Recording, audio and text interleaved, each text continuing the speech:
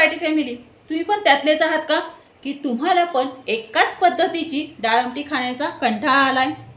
तर आजचा हा व्हिडिओ खास तुमच्यासाठी आहे पहा. कारण आज आपण शिकणार आहोत ती म्हणजे महाराष्ट्रीयन डाळ आमटी कशा पद्धतीने बनवायची हे आज आपण शिकणार आहोत पहा. आणि ही महाराष्ट्रीयन डाळ आमटी जर तुम्ही सारखी जरी केली तरी तुम्हाला ही महाराष्ट्रीयन डाळ आमटी खाण्याचा अजिबात कंटाळा येणार नाही. वारंवार तुम्ही ही महाराष्ट्रीयन डाळ आमटी बनवतात. ही महाराष्ट्रीयन डाळ आमटी शिकायची असेल आणि ह्याचा स्वाद घ्यायचा असेल तर हा व्हिडिओ तुम्ही कंटिन्यूअस पहा. व्हिडिओ आवडला तर व्हिडिओला नक्की लाईक करा.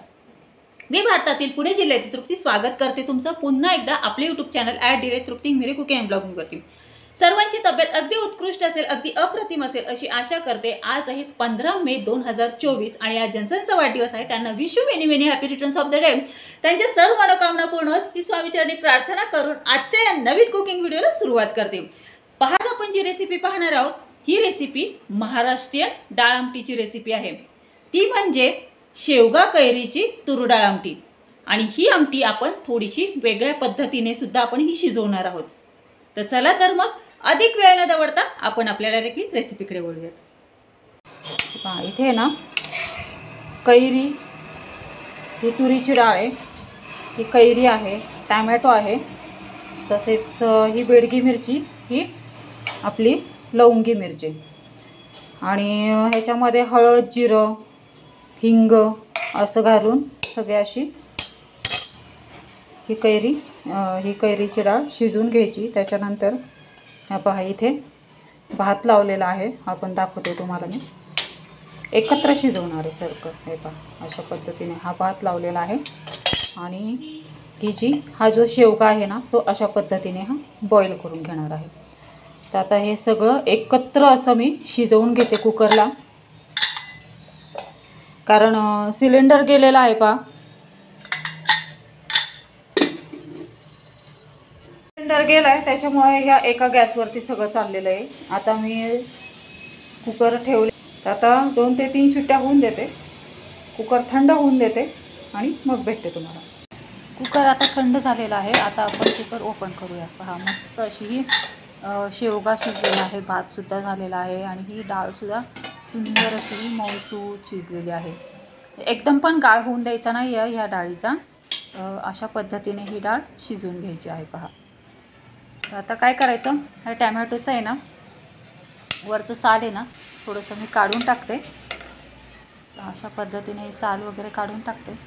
जे टॅमॅटोचं देठ असतं ना वरचं ते काढून टाकायचं. पहा, अशा पद्धतीने आता ही डाळ सर्व एकत्र करायची.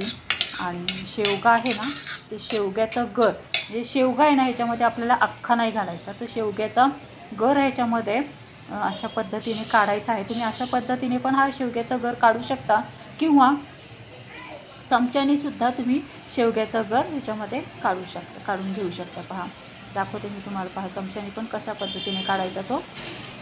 मी आता इथे हाताने काढत आहे कारण हाताने बेटर पडतं, पण चमच्याने पण तुम्ही अशा पद्धतीने काढून घेऊ शकता. पहा, असा शेवग्याचा गर काढून घ्यायचा आहे. शेवग्याचं गर काढून घेतल्याच्यानंतर एका वाटीत ह्या सगळ्या शेवग्याची जी सालं आहेत ना ती त्याच्यामध्ये पाणी घेऊन छान असं पिळून काढायचं. म्हणजे जो काही रस राहिलेला असेल, चोथा राहिलेला असेल ना त्या शेवग्यामध्ये, तो सर्व त्या पाण्यामध्ये उतरून येईल आणि ते पाणी ह्याच्यामध्ये आपण ॲड करायचं या डाळीमध्ये आणि तो चोथा आहे ना शेवग्याचा तो टाकून द्यायचा. आता ही डाळ आहे ना पूर्णपणे एक करून घ्यायची. ॲक्च्युली माझा सिलेंडर संपला. मी जसं तुम्हाला व्हिडिओच्या सुरुवातीला सांगितलं, तर माझ्याकडे जो छोटा सिलेंडर आहे ना त्याच्यावरती मी डाळ ही करते आहे. तर पहा, आता गॅस सुरू केलेला आहे आणि त्यावरती कढई ठेवली. कढई छान अशी तापलेली आहे. तूप ॲड केलेलं आहे. 1.5 चमचा साजूक तूप ॲड केलं. तूप छान असं गरम होऊन दिलं. त्याच्यानंतर जिरं फोडणीला घातलं, मोहरी फोडणीला घातली.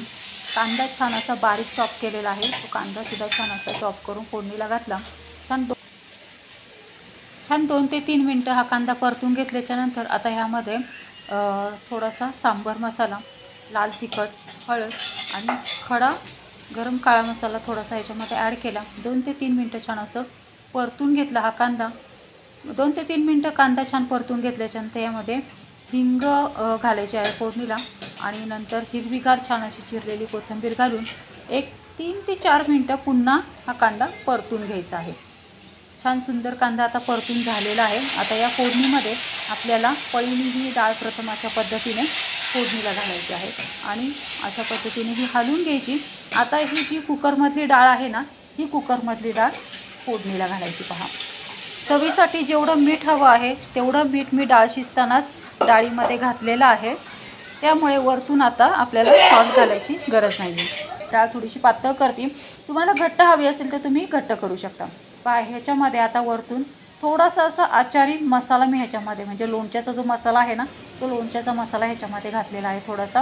हा लोणच्याचा मसाला आहे ना, हा ऑप्शनल आहे, तुम्हाला हवा असेल तर तुम्ही हा लोणच्याचा मसाला घालू शकता, तुम्हाला नको असेल तर तुम्ही नाही घातला तरी चालेल। पहा, छान असं डाळ फोडणीला घातल्याच्या नंतर लोणच्याचा मसाला छान ॲड केला, त्याच्यामध्ये सुंदर अशी ही डाळ उकळून दिली, त्यावरती हिरवीगार पुन्हा कोथिंबीर छान अशी पेरली। झाकण ठेवून एक 3 ते 4 मिनटं हिला रटरट उकळी येऊन द्यायची आहे आणि 3 ते 4 मिनटानंतर हिला छान अशी दणदणीत रटरट उकळी आल्याच्या नंतर काय करायचं, गॅस बंद करायचा आणि ही डाळ छान अशी सर्व करायची आहे।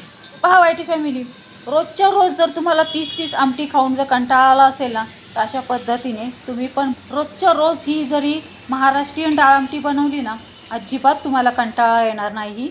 रोजच्या रोज महाराष्ट्रीयन डाळ आमटी बनवायला आणि खायला पहा, खूप सुंदर आणि उत्कृष्ट चवीची ही महाराष्ट्रीयन डाळ आमटी होते, शेवगा कैरी तूर डाळ आमटी।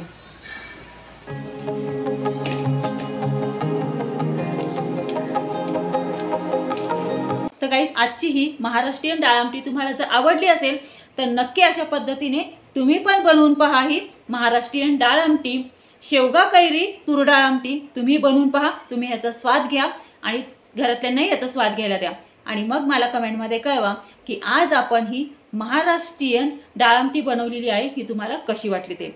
गाईज, तुम्हाला असेच मस्त चमचमीत झणझणीत रेसिपी शिकायची असतील आणि ह्याचा स्वाद घ्यायचा असेल तर आपले यूट्यूब चॅनल @तृप्ती मिरे कुकिंग अँड ब्लॉगिंगला लाईक, शेअर आणि सबस्क्राईब करा।